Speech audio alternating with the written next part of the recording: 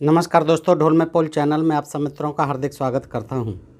दोस्तों, नियोग प्रथा एक ऐसी प्रथा जिसके बारे में हमें बहुत कम ज्ञान है और हम जानना चाहते हैं। हमारी जिज्ञासा रहती है कि आखिर पुराणों में, वेदों में, रामायण में, महाभारत में, तमाम धार्मिक ग्रंथों में ये नियोग प्रथा का वर्णन मिलता है।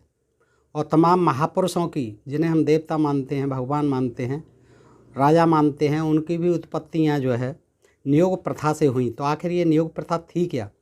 तो दोस्तों, आज के विवरण में हम यही देखेंगे कि नियोग प्रथा क्या थी और उसका कैसे प्रचलन होता था, उसको कितनी मान्यता थी और आज के युग में इसकी कितनी मान्यता है, लोग इसका किस तरह से विरोध करते हैं, किस तरह से समर्थन करते हैं।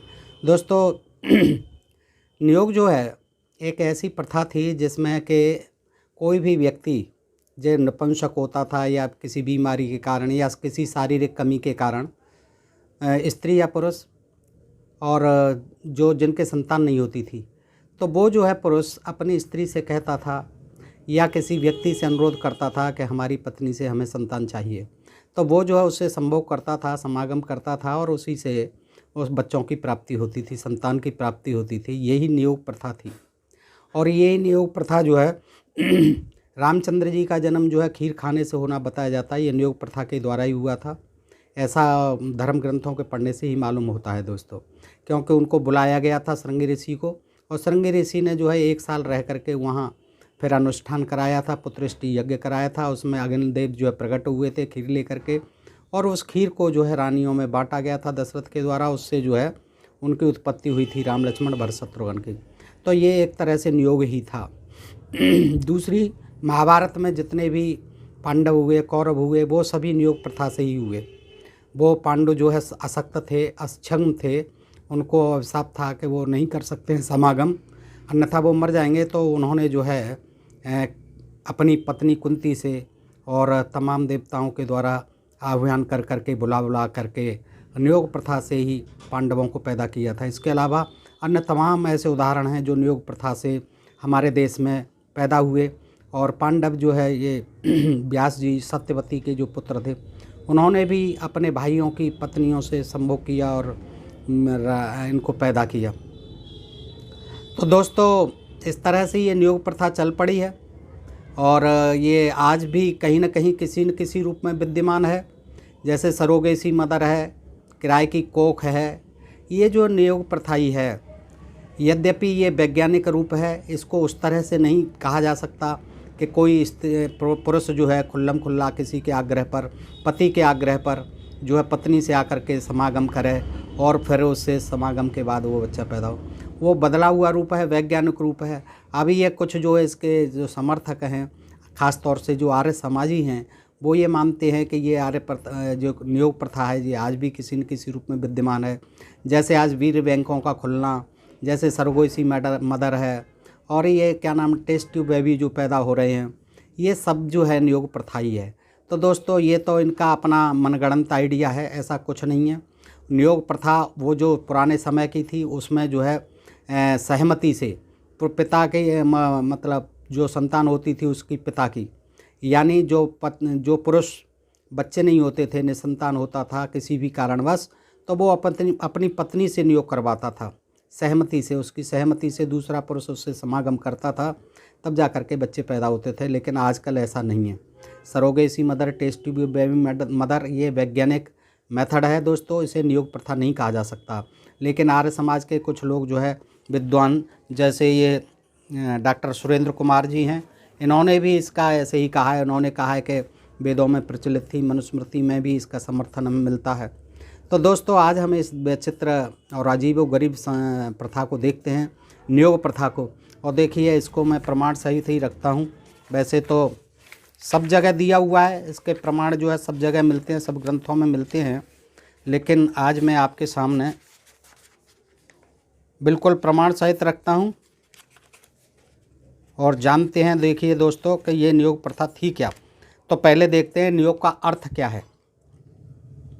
नियोग का अर्थ है किसी कारण से नपुंसक हुए पति की स्त्री अथवा विधवा को भी संतान प्राप्ति के लिए किसी अन्य पुरुष से शारीरिक संबंध स्थापित करने की स्वीकृति देना, ये नियोग है।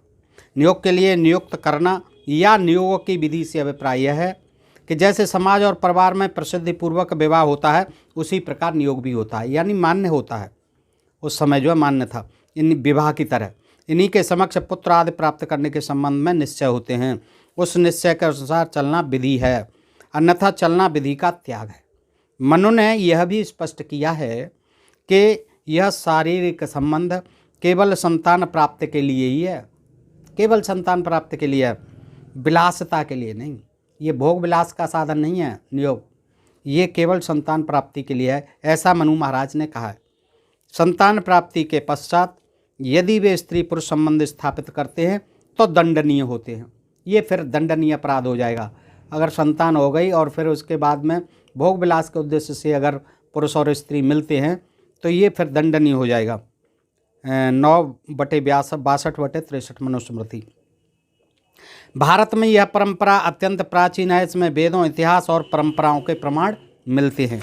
वेदों में नियोग का विधान और इतिहास के प्रमाण देखिए। उद्दीर्घ्यम नार्याभिजीवलोकम गता सुमेतम उपम शेष एहि हस्तग्राभम्य दिदोस्त वेदम पत्रुजनित्यम अभि सम बभूथ। ऋग्वेद में 10/18/8 में क्या है इसका अर्थ?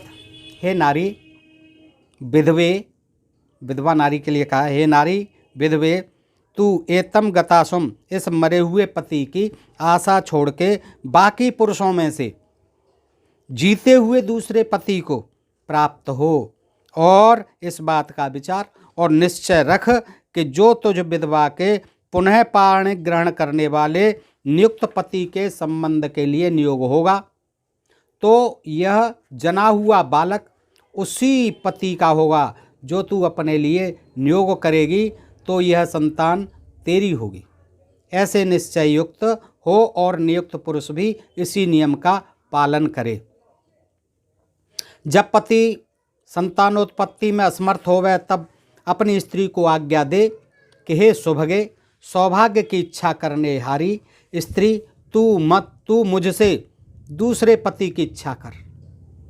दोस्तों, आज के युग में इसकी कोई प्रासंगिकता नहीं है। ऐसे कोई भी पति नहीं कहेगा आज, भले ही उसके न हो, इलाज कराएगा डॉक्टर से और वैज्ञानिक पद्धति से वो बच्चा पैदा कर सकता है, लेकिन इस तरह से किसी से, अपने परिवारीजन से, रिश्तेदार से, नातेदार से, मिलने वाले से, मित्र से कभी नहीं कहेगा। तो वहाँ उस समय जो है छूट थी और यही चलता था, क्योंकि उस समय ये वैज्ञानिक पद्धतियाँ नहीं थी, विज्ञान नहीं था। इच्छा कर कहता है कि करनेहारी स्त्री, सौभाग्य की इच्छा करनेहारी स्त्री, तू मुझसे अन्य पति की इच्छा कर, क्योंकि अब मुझसे संतानोत्पत्ति की आशा मत कर। तब स्त्री दूसरे से नियोग करके संतानोत्पत्ति करे, परंतु उस विवाहित महाशय पति की सेवा में तत्पर रहे। हाँ, ऐसा न करे कि फिर जो है उसके बच्चा होने के बाद फिर भी दूसरे से मतलब लगी रहे, मन लगा रहे उसका, अपने पति की जो प्रथम पति है उसी की सेवा में तत्पर रहे। वैसे ही स्त्री भी जब रोगादि दोषों से ग्रस्त होकर संतानोत्पत्ति में असमर्थ होवे तब अपने पति को आज्ञा दे कि हे स्वामी, आप संतानोत्पत्ति की इच्छा मुझसे छोड़कर किसी दूसरी विधवा स्त्री से नियोग करके संतानोत्पत्ति कीजिए। पुरुषों के लिए भी था कि अगर पत्नी अक्षम है तो पुरुषों से कह दे, अपने पति से कह दे स्त्री कि अब तुम किसी दूसरी स्त्री से अपनी संतान प्राप्त करो।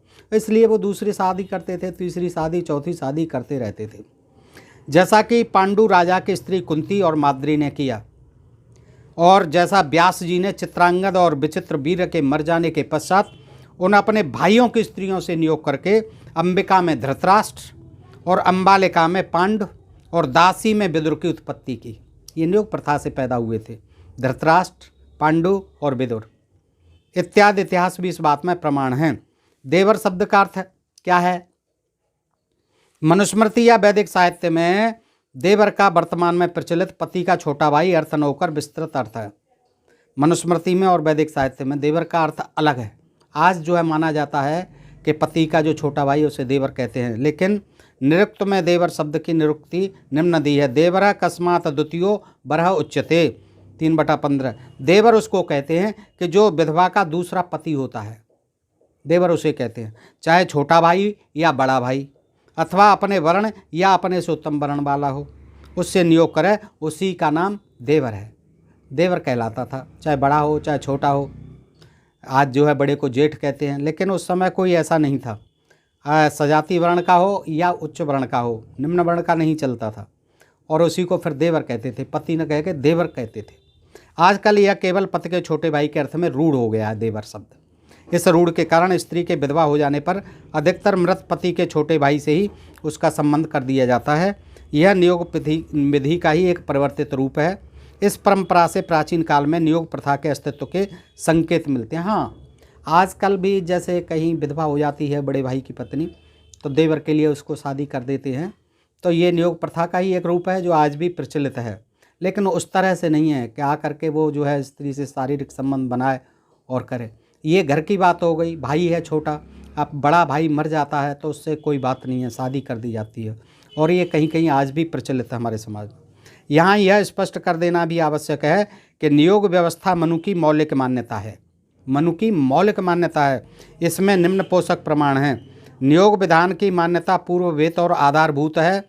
विषय संकेतक श्लोकों में इस प्रसंग को प्रारंभ और समाप्त करने का संकेत है। नियोग श्लोकों में कुछ में जो है ना, मनुस्मृति में कुछ में इसका खंडन भी किया गया, कहीं समर्थन भी किया गया। तो 9/64-68 श्लोकों में इस प्रथा का खंडन करते हुए कहा गया कि नियोग नहीं करना चाहिए, नियोग नहीं कराना चाहिए, यह धर्म हनन करता है, धर्म का हनन है, नियोग नहीं कराना चाहिए। मनुस्मृति के अध्याय 9, 64 और 68, 64 से 68 तक श्लोकों में कहा गया है, और एक तरफ जो है वो कहते हैं कि ये मान्य है मनु जी, तो नियोग नहीं कराना चाहिए क्योंकि यह धर्म का हनन करता है। नियोग पशु धर्म है। राजा बैन के समय यह पशु धर्म प्रचलित हुआ है आदि आदि। देखिए इसके कुछ खंडनात्मक श्लोक। अब इसके खंड वो करते हैं, इसका जो है विरोध करते हुए कुछ श्लोक भी हैं मनुस्मृति में ही। क्या कहते हैं कि नान्यस्मिन् विधवा नारी नियोग तत्व्याम दुजत्ति भी अन्यस्मिन् में नियोज्यानाम धर्म हन्यु सनातनम। विधवा स्त्री का किसी के साथ नियोग नहीं कराना चाहिए। नियोग कराने वाले लोग ऐसा करके सनातन धर्म का हनन करते हैं। द्विज, ये 9/66, द्विज विद्वानों ने नियोग को पशु धर्म कहकर निंदा की है। इसका प्रचलन राजा बैन के शासन काल में किया गया था। स्पष्ट है कि विधान के पश्चात किया गया यह खंडन परवर्ती है। विधान मौलिक और खंडन उसकी प्रतिक्रिया में होता है, अतः यह नियोग विरोधी वर्णन मनोकृत नहीं है। ये जो है किसी ने प्रक्षिप्त लिख दिया है। मनु जी तो उसका मान्यता देते हैं उसे, लेकिन ये जो विरोध दिखाया गया है इसमें, जिसको सनातन धर्म के विपरीत कहा गया है, इसे पशु धर्म कहा गया है, इसे धर्म का हनन कहा गया है, उनका कहना है डॉक्टर सुरेंद्र कुमार जी का। दोस्तों, इस पुस्तक से मैं पढ़ रहा हूँ, विशुद्ध मनुस्मृति। ये जो है ये विशुद्ध मनुस्मृति है। इन्होंने जो है अपने तरीके से इसको अनुसंधान बता करके छापी है दोबारा से, और जो शूद्रों के जो उसके थे उत्पीड़न करने वाले श्लोक, और जो मांसाहार के थे ब्राह्मणों के द्वारा आदि, सबको प्रक्षिप्त घोषित करके इसमें से निकाल दिया है। बहुत श्लोक निकाल दिए हैं, आधे से ज़्यादा निकाल दिए हैं प्रक्षिप्त बता करके। तो इसको जो है मैं किसी दिन विशुद्ध मनुस्मृति है ये बना दी है, और ये बहुत जो आर्य समाजी हैं और ये बहुत ज़ोर शोर से आज भी इसका समर्थन करते हैं। इसमें पुस्तक में इन्होंने तमाम प्रमाण दिए हैं कि देश विदेशों में, अमेरिका, रूस, Germany, Japan, France, Indonesia, Malaya, Sumatra, Bali, Borneo, सब जगह जो है चलती थी ये मनुस्मृति। इसके सिद्धांत चीन आदि में सब जगह चलते थे। बड़ा विधान था, मनु जैसा कोई विधान निर्माता नहीं हुआ। तो बड़ी इन्होंने तारीफ़ की, और ये चाहते हैं कि ये विधान जो है आज भी फिर से चालू हों। इसी तरह इन्होंने बड़ा प्रयास किया इसके लिए।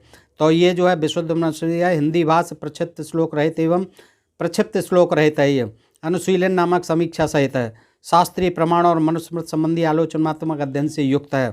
परिष्कृत एवं परिवर्तित कंप्यूटरकृत नवीन संस्करण है। भाष्यकार, अनुसंधानकर्ता एवं समीक्षक डॉक्टर सुरेंद्र कुमार हैं। वो नहीं, सुरेंद्र कुमार शर्मा अज्ञात जी नहीं, ये दूसरे सुरेंद्र कुमार हैं। ये आचार्य हैं संस्कृत साहित्य के, व्याकरण, दर्शन, MA संस्कृत, हिंदी, PhD कुलपति रहे गुरुकुल कांगड़ी विश्वविद्यालय हरिद्वार उत्तराखंड के।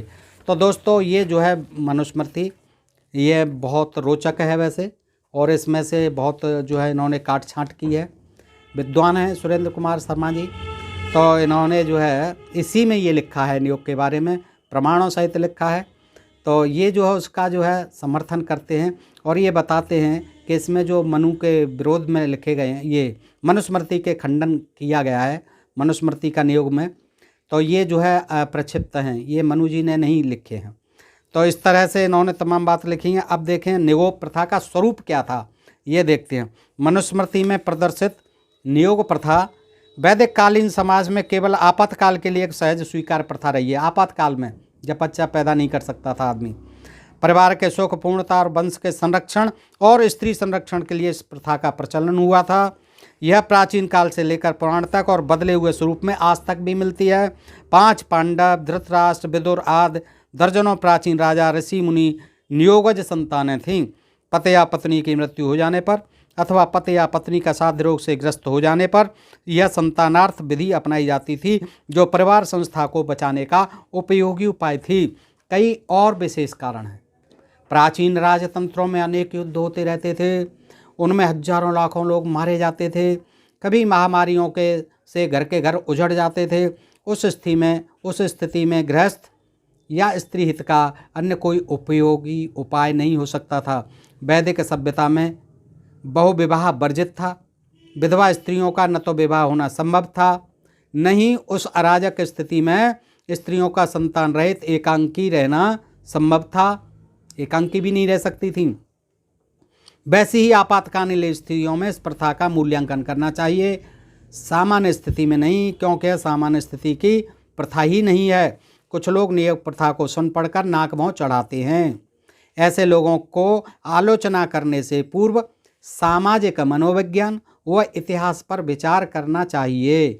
जिस समाज में जो प्रथा प्रचलित होती है वह अपने समय में इतनी सहज होती है कि उसको घृणित होते हुए भी लोग सहजतया स्वीकार करते हैं। जैसे हिंदुओं और कुछ दक्षिण पूर्वी देशों में घृणित शिवलिंग, अब ये घृणित बता रहे हैं शिवलिंग पूजा को, आर्य समाजी हैं तो ये कह रहे हैं जैसे घृणित शिवलिंग पूजा चलती है और यौन पूजा भी चलती है कामाख्या देवी मंदिरों में आज में, और जैनियों और नागा साधुओं में पूर्ण नग्न रहने की असभ्य प्रथा, ये असभ्य प्रथा बता रहे हैं। जैनी मुनि जो नग्न रहते हैं, नागा साधु जो नग्न रहते हैं, ये असभ्य प्रथाएं हैं। शिवलिंग पूजा असभ्य प्रथा है, घृणित प्रथा है, लेकिन चूंकि ये परंपरागत रूप से चली आ रही है इसलिए सहज ग्राह्य हो जाती हैं ये चीज़ें। उनको इनमें असहजता प्रतीत नहीं होती है लोगों को, जबकि चिंतन करने पर सभ्य समाज के लिए वे प्रथाएं अत्यंत असभ्य और घृणास्पद प्रतीत होती हैं। ये कहते हैं कि नियोग प्रथा घृणित नहीं थी, लेकिन ये नंगे रहना, जैन साधुओं का, नागा साधुओं का यौन पूजा करना, शिवलिंग पर जल चढ़ाना, शिवलिंग की पूजा करना, ये सब घृणित हैं परंपराएं और असभ्य हैं, असभ्य और घृणास्पद प्रतीत होती हैं। लेकिन चूंकि ये समय के अनुसार मान्यता पा गई तो इसलिए सहज ग्राह्य हो गई। ऐसे ही कभी नियोग प्रथा समाज स्वीकृत थी, सहज और मर्यादित प्रथा थी, विवाह की तरह आज भी हैं और किसी न किसी रूप में कई समाजों में हैं तथा जब तक मनुष्य समाज रहेगा यह रहेगी। यूरोप और बाइबल में भी देखिए बताते हैं, ये बाइबल में भी अनिवार्य नियोग परंपराएं कहाँ पहुँच जाते हैं, विदेशों में पहुँच जाते हैं भारत को छोड़ के। जैसे यूरोपीय संस्कृति, रहन सहन, आचार व्यवहार, खान पान आदि का अनुकरण और गुणगान करने में आज अधिकांश भारतीय जन गौरव का अनुभव करते हैं, उसमें कई प्रकार की नियोग प्रथाएं आज भी प्रचलित हैं। यूरोपियन कंट्रीज में पहुंच गए देखो, जैसे वीर्य बैंकों की स्थापना करके कृत्रिम गर्भाधान द्वारा इच्छित रूप और गुण वाली संतानों की प्राप्ति वहाँ की जा रही है। किराए की माताओं से संतान प्राप्त करना कानूनी रूप से मान्य और समाज स्वीकृत है। बिना विवाह के स्त्रियों से संतान उत्पत्ति की जा रही है। यह संतान किसी एक पुरुष की है तो दूसरी किसी अन्य पुरुष की। धन प्राप्ति के लोभ में किराए की माँ का प्रचलन यूरोप के अनुकरण पर भारत में भी होने लगा है। वहाँ यौन संबंधों की बेहद स्वच्छंदता है यूरोपियन कंट्रीज में, यहाँ तक कि बेहद घृणित तथा समलैंगिक विवाह आज प्रायः सारे यूरोप में कानूनी मान्यता प्राप्त हैं, जो मनुष्य की पशु से भी पतित अवस्था है। यूरोप में पहुँच गए, यूरोप के लोगों को पशु बता दिया, किंतु आज वहाँ के समाज में तथा भारतीय समाज में भी ये प्रथाएं सहज स्वीकार्य हैं। हम उनकी आलोचना न करके उनकी संस्कृति को महान मानकर उनकी ओर झुके जा रहे हैं। देखिए, वैज्ञानिकता की ओर झुके जा रहे हैं, उनकी जो वैज्ञानिक पद्धति उनकी ओर झुका जा रहे हैं अपनी नियोग प्रथा को छोड़ के। जबकि हमारे यहाँ तो नियोग केवल आपातकाल में और स्वेच्छापूर्वक तथा समाज की स्वीकृति पूर्वक ही भेद था, और उसमें भी उपकार भावना और मर्यादा विधि थी। देखिए, मर्यादाएं थी उसमें और उपकार की भावना थी कि दूसरे का उपकार होगा। जब उपर्युक्त यूरोपीय घटनाओं के संदर्भ में हम सोचेंगे तब आलोचकों को नियोग असहज नहीं लगेगा। अतः नियोग विधान को आपातकालीन संदर्भ में और सहज स्वीकृत प्रथा के रूप में लेने की आवश्यकता है। बाइबल, जिसको कि यहूदी और ईसाई अपना धर्म ग्रंथ मानते हैं, अब बाइबल पर पहुंच गए। उसमें अनेक स्थलों पर अनिवार्य नियोग का विधान आता है और आपके शास्त्रों में सारों में भरे पड़े हैं, ये क्या कम है। अब बाइबल पर पहुंच जाते हैं, कहते हैं यह वर्णन यह सिद्ध करता है कि प्राचीन काल में यह प्रथा विश्वव्यापी थी और धर्म से स्वीकृत थी। पाठक इस बात पर ध्यान दें कि बाइबल में नियोग करना अनिवार्य माना है नियोग करना, जबकि भारत में ऐच्छिक था। कुछ प्रमाण और उदाहरण अनुदित हिंदी बाइबल की भाषा में ही प्रस्तुत हैं। देखिए क्या उदाहरण देते हैं। बाइबल की उत्पत्ति में नियोग का वर्णन इस प्रकार है। यहूदाह का पहलौठा एर परमेश्वर की दृष्टि में दुष्ट था।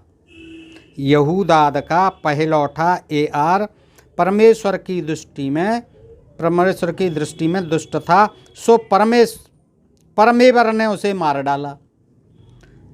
तब यहूदाद ने ओनान एर के छोटे भाई को कहा कि अपने भाई की पत्नी के पास जा और उसके साथ देवर का धर्म पूरा करके उससे अपने भाई के लिए वंश चला। उत्पत्ति पर्व 38:7-8।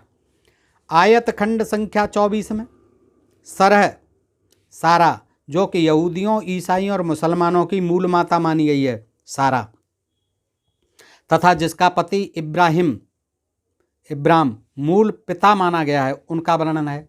सारा को बड़ी अवस्था में किसी पैगंबर से नियोगज पुत्र प्राप्त हुआ था जिसका नाम इसहाक था। देखिए बाइबल में उसका उल्लेख, इसहाक का उल्लेख देखिए बाइबल। नियम समय में अर्थात बसंत ऋतु में तेरे पास फिराऊंगा और सारा के पुत्र उत्पन्न होगा। उत्पत्ति पर्व 1/8/14। अपने कहने के समान परमेश्वर ने सरह से भेंट किया और अपने वचन के समान परमेश्वर ने सरह के विषय में किया और सरह गर्भिणी हुई। उत्पत्ति पर्व 21/2।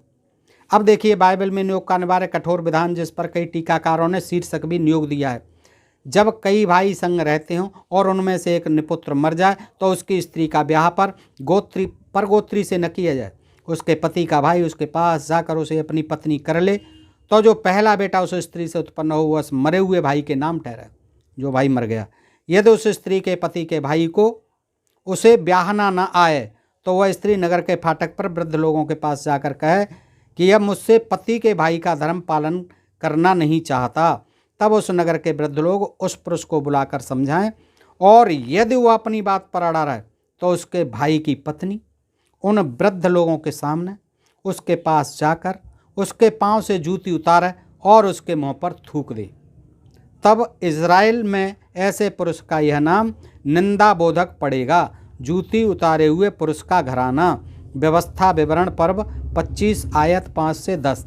इन प्रमाणों और उदाहरणों से ज्ञात होता है कि देवर से नियोग अर्थात देवर से विवाह की परंपराएं यहूदियों और ईसाइयों में अनिवार्य थीं और ये बाइबल में विहित हैं। पाठक उक्त विवरण में वर्णित दो परंपराओं के अंतर को इस प्रकार समझें, यानी अपने यहाँ की जो गलत बातें थीं, गलत सिद्धांत थे, गलत मान्यताएं थीं, गलत परंपराएं थीं, गलत प्रथाएं थीं, उनको जो है यूरोपियन कंट्री से मिला करके बिल्कुल सत्य सिद्ध करना चाहते हैं। मान लीजिए कि वहाँ कोई गलत प्रथा थी तो इसका क्या मतलब है, यहाँ भी वो सही होनी, वो गलत प्रथा यहाँ भी जारी रहनी चाहिए। अरे हमारे यहाँ तो सभी ग्रंथों में नियोग प्रथा लिखी हुई है, आप एक बाइबल का उदाहरण दे रहे हैं। जब कोई पुरुष किसी की पत्नी से संतान उत्पन्न करता है और वह संतान उस स्त्री और उसके पति के वंश की कहती है तो ये नियोग कहलाता है। प्राचीन काल में भारत में नियोग प्रथा क्या थी देखें। नियोग को केवल मनुस्मृति द्वारा प्रस्तुत विधान नहीं कहा जा सकता, अपितु आचार्य सायण ने भी ऋग्वेद भाष्य में उद्दीर्घ्यम नार्या भी इस मंत्र पर भाष्य करते हुए नियोग का विधान किया है। तो जैसे पति के मरने पर विधवा देवर पति के भाई को अथवा द्वितीय वर्ष से संभोग करती है और नियोग संतान उत्पन्न करती है, उनके ऋग्वेदान में भी नियोग का विधान है। अध्याय 3 श्लोक 44-45 अथर्ववेद। यही दुर्गाचार्य का मत है। निष्कर्ष यह है कि मध्यकालीन भाष्यकार भी वेदों में नियोग का निर्देश मानते हैं। वेदों में भी नियोग की प्रथा का उल्लेख वेदों से लेकर पुराणों तक में मिलता है और इसका इतिहास रामायण महाभारत स्मृतियों और पुराणों तक में है, जो इसको तत्कालीन समाज स्वीकृत सहज प्रथा सिद्ध करता है। वशिष्ठ स्मृति अध्याय 18 में नियोग का विधान है। भागवत पुराण में नियोगज संतानों का विवरण दिया है। वैदिक कालीन राजा प्रसदस्व के पुत्र रथितर को संतान न होने पर उसने अंगिरा मुनि से नियोगज पुत्र उत्पन्न किए, जो आंगिरस कहलाए। राजा कल्मासपाद की पत्नी दमयंती से ऋषि वशिष्ठ ने नियोग से संतान उत्पन्न की थी। स्कंद अध्याय 9। बलि को संतान नहीं हुई, तब उसकी पत्नी सुदेशना से दीर्घतमा मुनि ने नियोगज संतान उत्पन्न की। भरे पड़े हैं सारे नियोगज ही होते थे, ये जितने भी पैदा होते थे। वाल्मीकि रामायण के अनुसार केसरी और अंजना दंपत्ति का पुत्र हनुमान नियोगज पुत्र था, जो देव समुदाय के किसी वायुदेव का पुत्र था। हनुमान वो भी जो है नियोग से पैदा हुए थे, युद्धकांड में दिया हुआ है। इस प्रकार बाली और सुग्रीव को भी क्रमशः इंद्र और सूर्य का नियोगज पुत्र वर्णित किया है। किसको? बाली और सुग्रीव दोनों भाई थे, उनको भी बाली इंद्र से पैदा था और बाली इंद्र से और सूर्य का सुग्रीव, ये जो है नियोग पुत्र थे, सारे नियोग की संतानें थीं।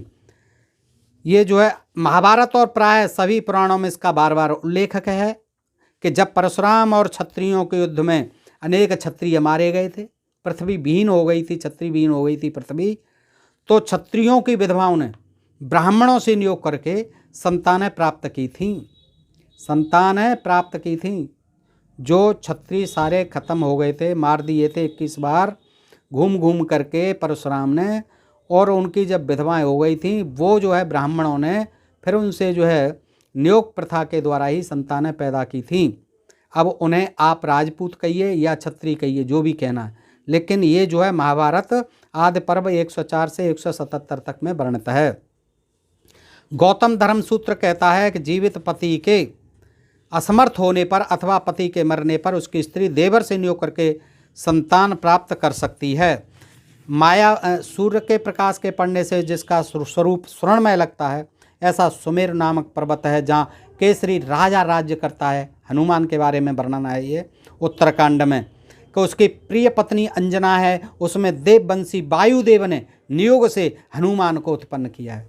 अब देखिए आप, वायुपुत्र इसीलिए कहते हैं, पवन सुत इसीलिए कहते हैं हनुमान को कि केसरी से जो है, जो उनके केसरी थे वो अक्षम थे, नहीं कर पा रहे थे, तो ये उनसे विनय करती हैं अंजनी जी, और वो वायुदेव आते हैं। इसका वर्णन मिलता है उत्तरकांड में, ये जो वाल्मीकि रामायण में। महर्षि व्यास ने माता सत्यवती के आग्रह पर निर्धारित विधि से जो नियोग संतान उत्पन्न की, उनका विवरण महाभारत में इस प्रकार है। ततो अंबिकायां प्रथमा नियुक्ता सत्वाग्रसी सापिकालेन कौसल्या सुषुभे अंधम तमात्मजम। यानी माता सत्यवती ने व्यास ऋषि को पहले अंबिका से नियोग करने के लिए नियुक्त किया।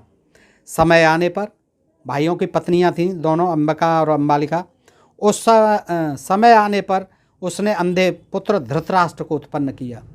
किससे? अंबिका ने। किससे? व्यास से। उसी नियोग विधि से महर्षि व्यास अंबालिका के पास गए। समय आने पर उसने पांडु नामक पुत्र को जन्म दिया। इसी प्रकार दासी में कृष्ण द्वैपायन व्यास से धर्मात्मा और बुद्धिमानों में श्रेष्ठ विदुर उत्पन्न हुआ। स जज्ञे विदुरो नाम कृष्ण द्वैपायन तस्मः धृतराष्ट्र से विव्राता पांडुश्चै महात्मनः। तो इसी प्रकार दासी में कृष्ण द्वैपायन व्यास से धर्मात्मा और बुद्धिमानों में श्रेष्ठ विदुर उत्पन्न हुआ। यह धृतराष्ट्र और पांडु का भाई था। महाभारत में 5 पांडवों को नियोग से उत्पन्न पुत्र बताया है। राजा पांडु संतान उत्पादन के सामर्थ्य से रहित थे। वो संतान उत्पादन नहीं कर सकते थे। उन्होंने अपनी पत्नी कुंती को स्वयं आदेश दिया, तस्मात् प्रहेस्या मध्यम त्वाहीनम प्रजननातम स्वयं सद्रास श्रेयसो वा त्वं विशुद्धस्यम पतम यशस्वन आव्यय्याम मासम वैकुंती गर्भार्थे धर्मम च्युत्यतम सामतम व्यस्यमानापि पुत्रम देवम प्रदीदितम संयुक्ता सायं धर्मेण योगमूर्तिधरेण लेभे पुत्रम बरारोहा सर्व प्राणम व्रताहितम। पांडु ने अपनी पत्नी कुंती से कहा, क्योंकि मैं संतानोत्पादन के सामर्थ्य से रहित हूँ, इस कारण तुम्हें किसी बराबर या उत्तम स्तर के व्यक्ति से संतान प्राप्त करने का निर्देश देता हूँ। जाओ तुम संतान प्राप्त करो।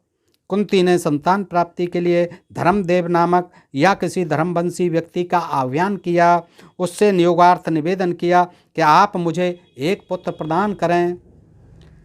धर्मदेव जो योगियों के भेष में रहते थे, उनसे संयुक्त होकर कुंती ने सब प्राणियों के हित करने वाले युधिष्ठिर को प्राप्त किया। धर्मदेव से जो है हमारे ये धर्माधिकारी महाराज धर्मराज युधिष्ठिर पैदा हुए। आगे वायुदेव नामक व्यक्ति, देखिए व्यक्ति, ये सब व्यक्ति ही थे। वायु नाम के व्यक्ति था और ये धर्मदेव नाम का व्यक्ति था, जिससे ये नियोग से पांडुपुत्र, ये देखिए लिखा हुआ है और ये आर्य समाज की पुस्तक है, इसमें लिखा हुआ है मनुस्मृति में कि वो कहते हैं आगे वायुदेवक नामक व्यक्ति या किसी वायुवंशी से भीम और इंद्रदेव नामक, भीम पैदा हुआ वायुदेव से, और इंद्रदेव नामक किसी इंद्रवंशीय देव, इंद्रवंश चलता होगा कोई, उसका इंद्रदेव था कोई राजा या पुरुष, इंद्रदेव नामक या किसी इंद्रवंशी देव समुदाय के व्यक्ति से नियोग करके कुंती द्वारा अर्जुन नाम पुत्र प्राप्त करने का उल्लेख है। आदि पर्व 122, 12, 14, 28, 34। इसी प्रकार माद्री ने भी पति पांडु और बड़ी रानी कुंती की अनुमति लेकर अश्विनवंशी 2 व्यक्तियों से नियोग करके नकुल और अश्विनवंशी, देखिए ये वंश होते थे, ये देवता नहीं कह रहे हैं, आर्य समाज जो नहीं मानते हैं इनको देवी देवता, ये साधारण पुरुष ही थे कोई, और ये इससे मालूम पड़ रहा है वायुदेव थे कोई, इंद्रदेव थे इंद्रवंशी, वायुवंशी थे वायुदेव, और ये जो है ये अश्विनवंशी थे नकुल और सहदेव, जबकि उनको अश्विनी कुमार कहा जाता है, सूर्य के पुत्र बताए जाते हैं पुराणों में। इंद्रदेव जो है इंद्रों के राजा, स्वर्ग के राजा बताए जाते हैं। तो इसी तरह से जो है सूर्य और चंद्रमा को भी बता दिया जाता है कि यही सूर्य चंद्रमा उतर के पुराणों में, लेकिन ऐसा नहीं था, ये इस नाम से पुरुष ही होते थे।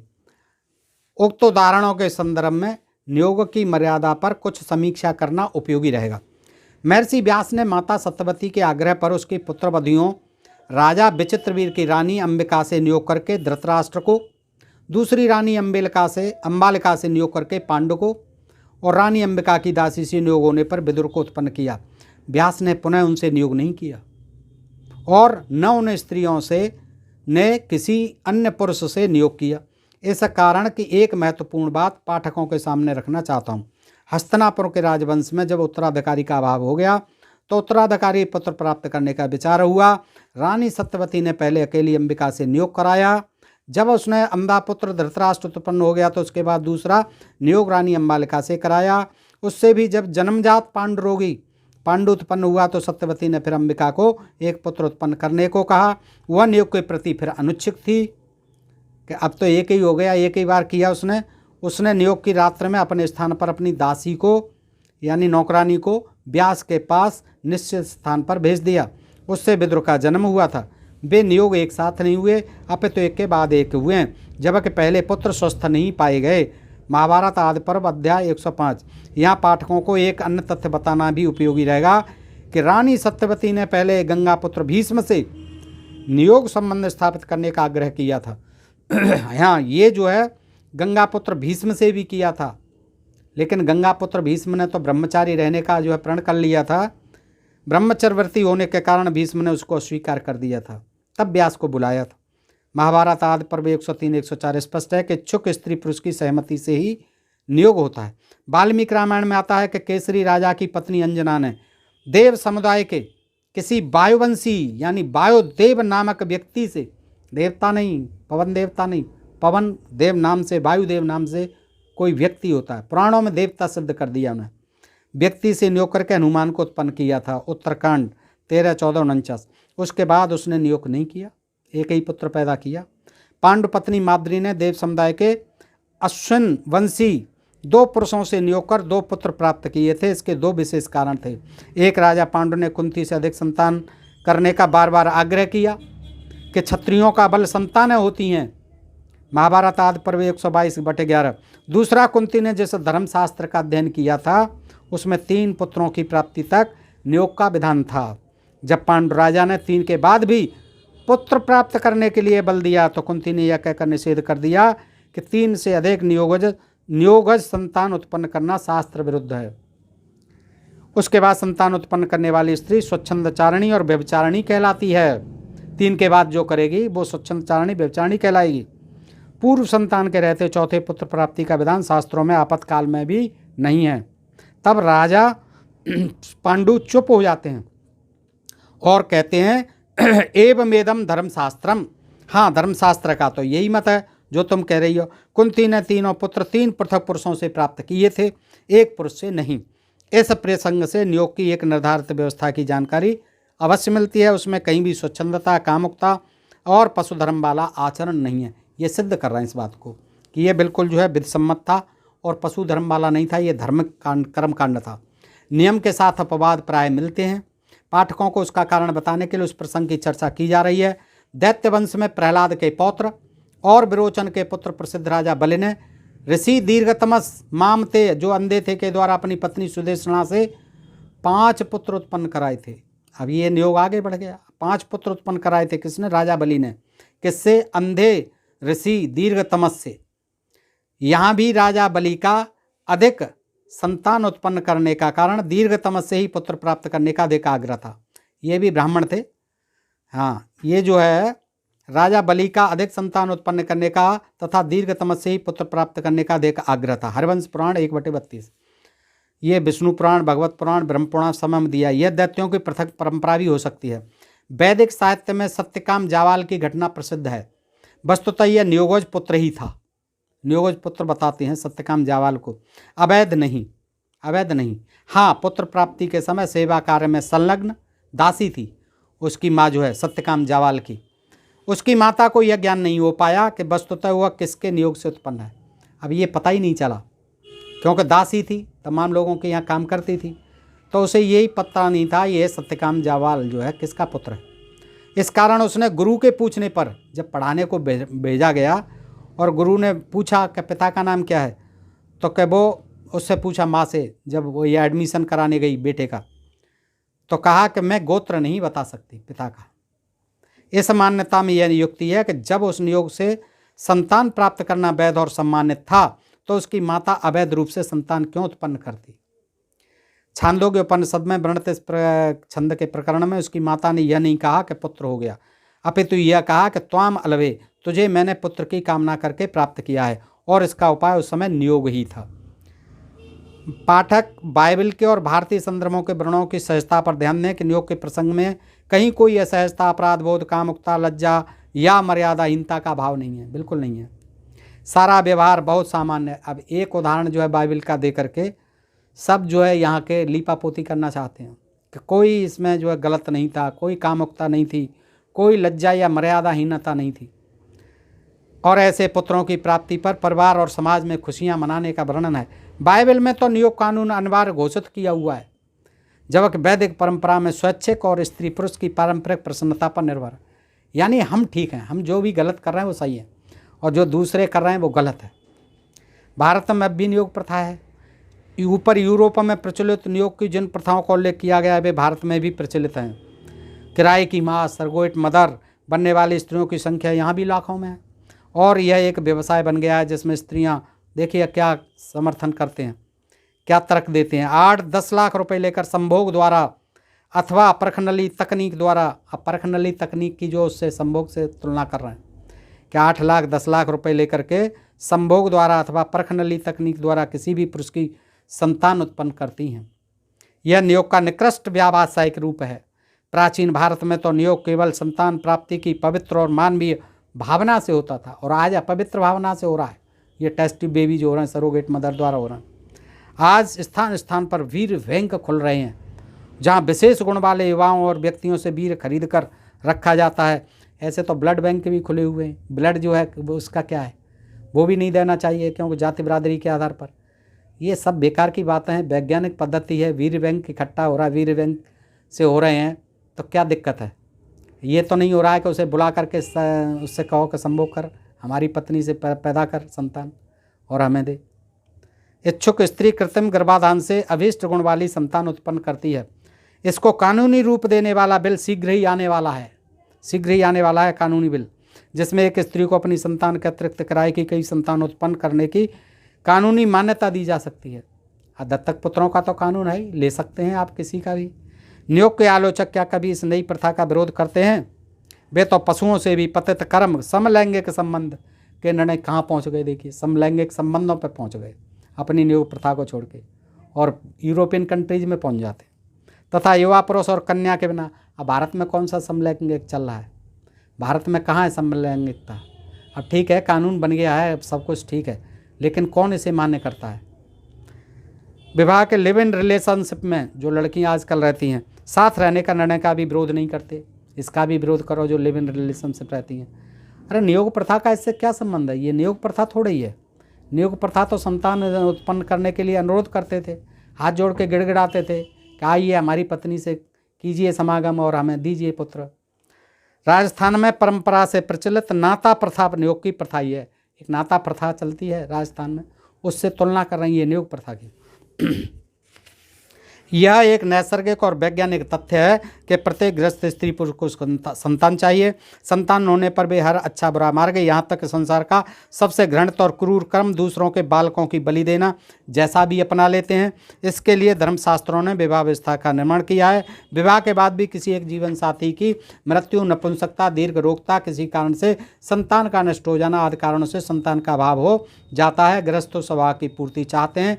इसके लिए विश्व समाज में अनेक व्यवस्थाएं प्रचलित हैं। बहुविवाह, पुनर्विवाह, नियोग, इनमें से जहाँ कोई एक व्यवस्था स्वीकृत नहीं होगी वहाँ प्रकट अप्रकट रूप में स्वच्छंद यौन संबंध अर्थात व्यभिचार चलेगा। बहुविवाह और पुनर्विवाह की अपनी अनेक कष्टदायक समस्याएं हैं। इसलिए वैदिक संस्कृति सभ्यता में सबसे कम समस्यामय या निरापद नियोग व्यवस्था को स्वीकार किया हुआ है। किराए की माँ, सरोगेट मदर और वीर बैंकों के वीर्य से संतान प्राप्ति के रूप में है। आज विश्व में भारत में भी ये प्रचलन में है और दिनों दिन बढ़ रहा है। पहले विशेष गुण वाली या विशेष प्रकार की संतान प्राप्ति के लिए विशेष प्रकार के समान गुण वाले या उत्तम कोटि के व्यक्तियों जैसे ऋषि, मुनि, ब्राह्मण, बलि, क्षत्रिय आदि से नियोग किया जाता था। यही विशेष गुण वाले होते थे, उत्तम कोटि के विद्वान यही होते थे और इन्हीं से ही कराते थे। कौन? मुनि, ऋषि, मुनि, सब ब्राह्मण ही होते थे। ब्राह्मण, बलि, क्षत्रिय आदि से नियोग किया जाता था। शूद्रों से नहीं किया जाता था, कमजोरों से नहीं किया जाता था। यही बस बलि और क्षत्रिय और ये ब्राह्मण ही होते थे, यही नियोग प्रथा चलाते थे। इन्हीं में ही नियोग प्रथा प्रचलित थी। आज वीर्य बैंकों में संचित वीर्य से विशेष गुण वाली संतान जैसे वैज्ञानिक, डॉक्टर, खिलाड़ी, बुद्धिजीवी आदि प्राप्त की जा रही हैं। ऐसा तो कहीं नहीं है कि ठीक है ऐसा कह के कि हमें तो वैज्ञानिक पुत्र चाहिए, डॉक्टर पुत्र चाहिए, खिलाड़ी और बुद्धिजीवी। ऐसा तो नहीं हो सकता कि ये जो कहते हैं कि इस तरह से वीर बैंकों से जो बच्चे पैदा हो रहे हैं, और जो खिलाड़ी चाहिए तो खिलाड़ी मिल जाएगा, वैज्ञानिक चाहिए वैज्ञानिक, डॉक्टर मिल जाएगा तो डॉक्टर। ऐसा कुछ नहीं है। सिद्धांत और मानसिकता में कोई अंतर नहीं है, केवल नियोग का रूप बदला है।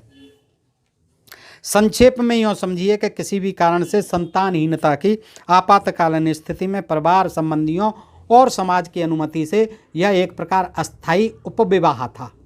थोड़े समय के लिए, अल्प समय के लिए उपविवाह माना जाता था ये नियोग, जो केवल संतान प्राप्ति के लिए होता था। इससे परिवार की यथास्थिति, संतान की प्राप्ति, वंश की रक्षा, स्त्रियों को संतान का आश्रय आदि लाभ हो जाते थे। समाज में दुराचार का विस्तार, मर्यादाओं का उन्मूलन, परिवार का विखंडन होकर एक सीमा तक मर्यादा बनी रहती थी। ये इसके समर्थन में तर्क दिए जा रहे हैं। नियोग के प्राचीन जनों का पाश्चात्यों और आधुनिकों के समान मर्यादाहीन और पशु से भी पतित समलैंगिक जीवन या आचरण नहीं था। इसकी तुलना जो है समलैंगिक जीवन से कर रहे हैं और आधुनिकता से कर रहे हैं, वैज्ञानिक तथ्यों से कर रहे हैं, वैज्ञानिक साधनों से, प्रयोगों से कर रहे हैं कि ये test tube baby, surrogacy mother, blood bank, वीर बैंक आदि, और ये जो है होमोसेक्सुअल आदि जो है उससे तुलना करके नियोग को हर तरह से ये विधिसम्मत सिद्ध करना चाहते हैं दोस्तों आज के युग में भी। तो ये जो है आपने देखा ये बड़ा रोचक प्रसंग था दोस्तों। और ये विशुद्ध मनुस्मृति, ये जो है भाष्यकार, अनुसंधानकर्ता एवं समीक्षक डॉक्टर सुरेंद्र कुमार जी हैं, तो इनकी पुस्तक से रखा। और दोस्तों ये बड़ी रोचक पुस्तक है मनुस्मृति। इसमें छठे छठाई श्लोक जो है इन्होंने एकत्रित कर दिए हैं। बाकी सारे जो विवादास्पद थे, जो दलितों और शूद्रों और स्त्रियों का जो शोषण करने वाले थे, जो ब्राह्मणों के लिए मांस का विधान करते थे, यज्ञों में मांस का विधान करते थे, वो इन्होंने प्रक्षिप्त कह के सब इसमें से हटा दिए, निकाल दिए हैं। और ये चाहते हैं कि इस विशुद्ध मनुस्मृति को आज भी लागू किया जाए, आगे लागू किया जाए, क्योंकि इसकी बहुत ज़रूरत है, इसकी बहुत महत्ता है। यही नहीं, विदेशों में भी इसकी बहुत मान्यता है। तो दोस्तों इस तरह से इन्होंने जो इसके समर्थन में इस विशुद्ध मनुस्मृति को लिखा है। तो दोस्तों बताइए आज का प्रसंग कैसा लगा? अच्छा लगा हो तो अपने मित्रों में शेयर करें। आपसे अनुरोध कि अपने प्रिय चैनल डोरमें पोल को सब्सक्राइब करते रहें। आज के लिए इतना ही। सुनने के लिए आप सब मित्रों का हृदय से आभार। नमस्कार, जय हिंद, जय भारत दोस्तों।